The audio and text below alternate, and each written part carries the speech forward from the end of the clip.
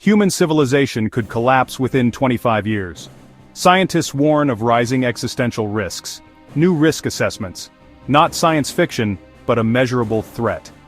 Recent analyses by leading researchers have reframed the question of civilization collapse from speculative fiction to empirically grounded risk assessment. Prominent thinkers at institutions such as the University of Oxford and the Center for Existential Risk now give non-trivial probabilities to global catastrophe or human extinction within this century, and some assessments raise alarm about much shorter horizons. These evaluations synthesize modeling from nuclear war simulations, climate science, biosecurity studies, and artificial intelligence (AI) risk research to argue that the chance of civilization-scale collapse is far higher than many assume. Toby Ord philosopher and future risk researcher Toby Ord has likened the aggregate risk over coming decades to a game of Russian roulette, estimating roughly a 1 in 6 chance of human extinction in the next 75 years. Nick Bostrom, a central figure in existential risk studies, has outlined scenarios and argued that, without careful governance, transformative technologies carry both unprecedented benefits and the potential for catastrophic misuses. He has suggested extinction-level risks on the order of 1 in 4 over the coming century in some of his writings. Pulitzer Prize-winning historian Jared Diamond has also warned that, by mid-century, the odds of our species surviving might be roughly even, driven not only by natural hazards but by human-driven environmental degradation and resource mismanagement. Jared Diamond.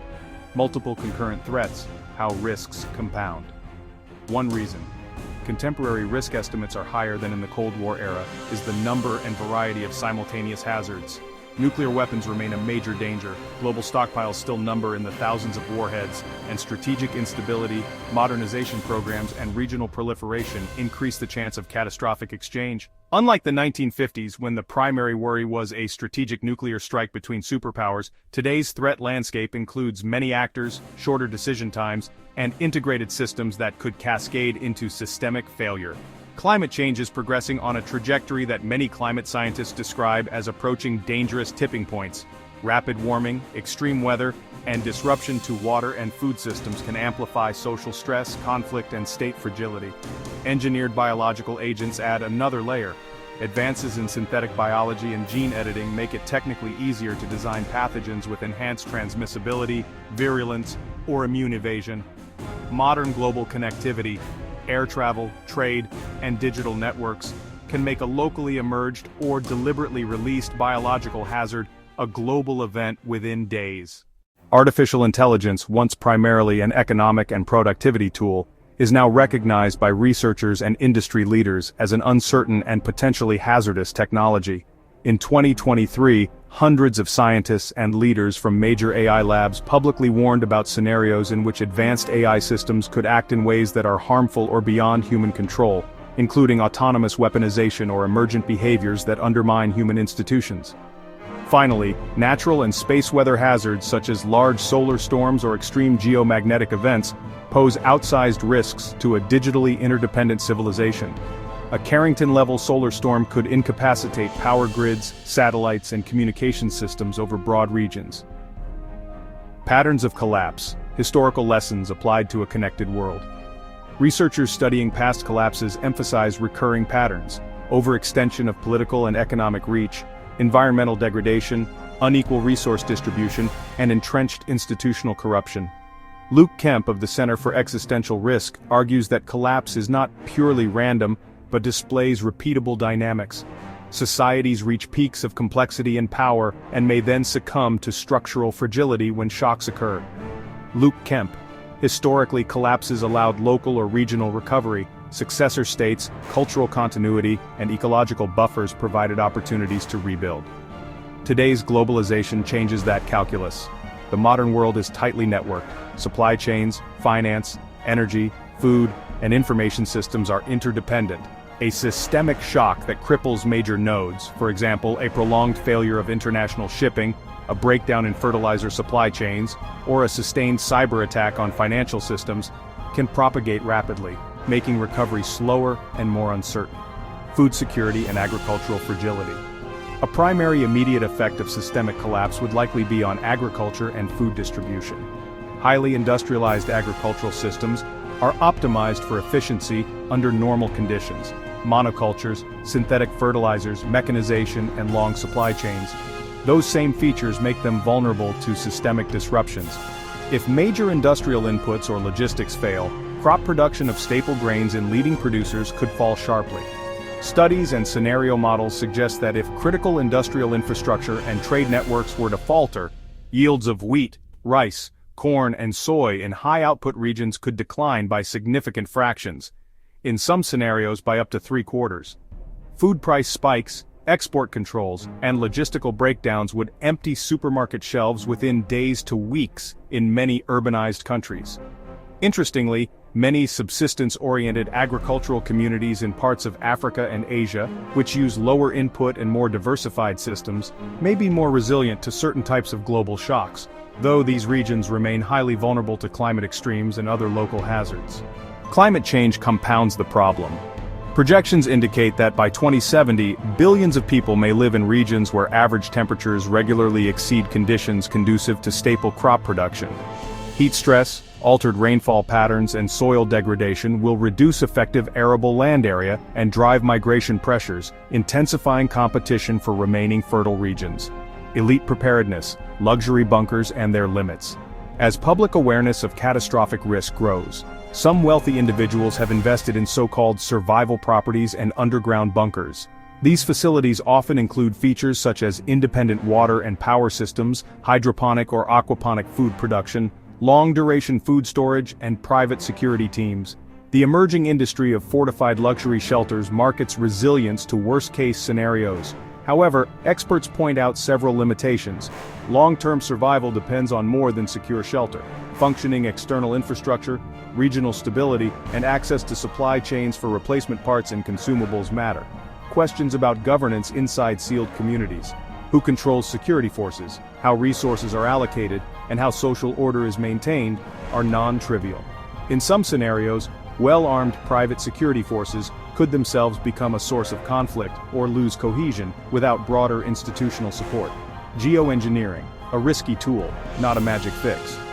Because climate mitigation efforts appear insufficiently rapid to avoid dangerous warming in many models, some researchers and policymakers consider solar geoengineering options such as stratospheric aerosol injection, SAI. SAI would mimic the cooling effect of a large volcanic eruption by dispersing reflective aerosols such as sulfur dioxide in the upper atmosphere to reduce incoming solar radiation. Proponents argue SAI could reduce global temperatures at comparatively low direct cost. Estimates sometimes suggest a multi-billion-dollar per year range for implementation. Critics and modelers warn of serious side effects. SAI could alter global precipitation patterns, exacerbate droughts in certain regions, shift monsoon behavior, and create asymmetric impacts across countries. Equally important is the phenomenon called termination shock or shutdown shock. The atmospheric aerosols persist for only months to a few years and require continuous maintenance. If aerosol injection is started and then stopped abruptly, due to geopolitical conflict, supply interruptions, or other crises, rapid warming could follow, producing climatic changes within decades that might otherwise have taken centuries. Thus, geoengineering is not a safe, quick fix, but a high-stakes intervention that would require stable international governance, careful long-term planning, and robust contingencies. Why combined risks are the greatest concern? Individually, nuclear war, engineered pandemics, runaway climate impacts, advanced AI failures, and major space weather events are each catastrophic risks. When they overlap or occur in quick succession, the combined effects can be far worse than a simple sum. For example, a severe solar storm that disables communications and power could degrade public health responses to an infectious outbreak, disrupt financial systems during a period of geopolitical tension, and hamper the ability to coordinate international relief for climate-driven food shortages. Interconnected systems create feedback loops that amplify shocks. Expert insight. Dr. Maya Lin, Senior Researcher in Planetary Resilience. Our era is defined by unprecedented connectivity. Supply chains, digital networks, and global travel knit societies together. That connectivity delivers enormous benefits but also creates pathways for rapid systemic failure. Mitigating existential risk requires both reducing specific hazards, such as securing nuclear arsenals and improving biosecurity, and building systemic resilience. Decentralized food systems, robust local energy grids, and international governance mechanisms that can act swiftly and equitably. It's insufficient to focus on single silver bullet solutions. We need layered defenses and global cooperation. Dr. Lin's perspective echoes a growing consensus among risk specialists. Preventive measures, resilience planning, and integrated policy responses are essential to reduce the probability of catastrophic outcomes. Practical paths to risk reduction, improve governance and international cooperation. Many experts emphasize that systemic risks are political as much as technological. Strengthening arms control, updating non-proliferation regimes, and creating rapid communication channels between states can reduce escalation risks. For biosecurity, investments in global disease surveillance, laboratory safety standards, and rapid vaccine platforms are crucial. For AI, international norms for safe development, transparent evaluation and verification can limit malicious use and reduce accidental harms. Build resilient infrastructure and local capacity. Resilience measures include diversifying food systems, supporting local and regional production, investing in distributed renewable energy and microgrids, and fortifying critical digital infrastructure against geomagnetic storms and cyber attacks. Emergency logistics planning, strategic food and medicine reserves, and rapid response humanitarian corridors can blunt the worst impacts of systemic shocks. Research, transparency, and ethical design. Responsible research practices in biotechnology, open evaluation of high-risk experiments, and AI safety research funded independently of commercial pressures can reduce accidental risks. Transparent information sharing among governments, academia, and industry helps the global community prepare for and respond to crises. Practical preparedness visuals, community resilience, seed banks, local water systems, shared skills. Showcase durable, low-tech solutions that preppers value while connecting them to systemic resilience, policy and funding priorities. Invest in surveillance, safety research, infrastructure, and international coordination. Public-private partnerships and independent funding for safety research reduce single points of failure. Social cohesion, fair resource distribution, and ethical leadership matter. Preparedness that excludes most people increases instability and the likelihood of conflict during stress. Coordination drills and pre-established humanitarian corridors save lives and maintain order. The following closing section summarizes the assessment, the risks, and the practical steps that can reduce catastrophic probability. Conclusion. Scientific assessments over the past decade have elevated the question of civilization-scale risk, from a philosophical curiosity to a policy priority.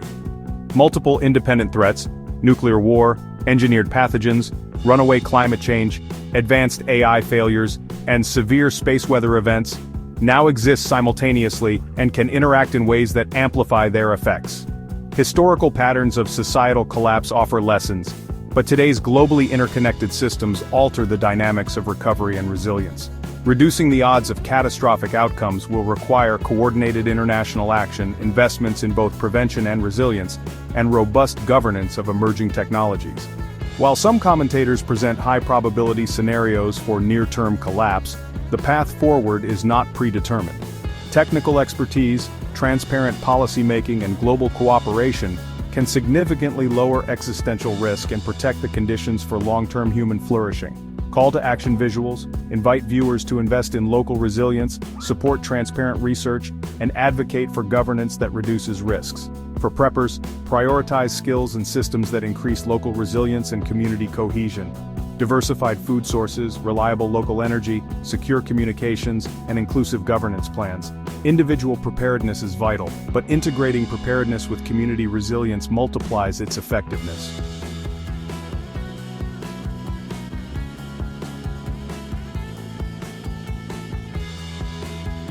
The science points to real risks, but it also points to real actions. Mitigation, resilience, and governance can change outcomes. The future is influenced by choices we make today. End credits list primary institutions and encourage engagement with reputable research.